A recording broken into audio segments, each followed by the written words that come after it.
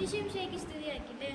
ക്രിസ്തീയത എങ്ങനെ ജീവിക്കണമെന്ന് നമ്മുടെ മുൻപിൽ ജീവിച്ചു കാണിച്ചു തന്ന മാതൃകയും മധ്യസ്ഥയുമാണ് പരിശുദ്ധ അമ്മ.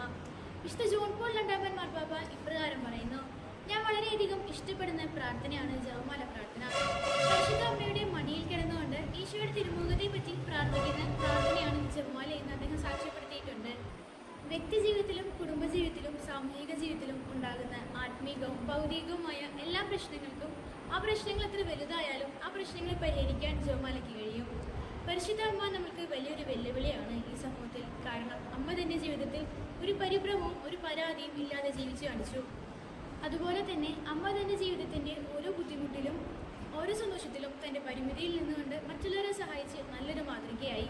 പിന്നീട് കാൽവരിയിലും ഉള്ളിൽ വലിയ സങ്കടമുണ്ടായിട്ടും തളരാതെ ദൃഢനിശ്ചയത്തോടെ തന്നെ മകനെ നോക്കുന്ന അമ്മ ഇന്ന് നമുക്ക് മാതൃകയും മധ്യസ്ഥയുമാണ്. ഈ ജപമാല മാസത്തിൽ നമുക്കും അമ്മയുടെ നല്ല ഗുണങ്ങൾ നമ്മുടെ ജീവിതത്തിലും പ്രാവർത്തികമാക്കാം.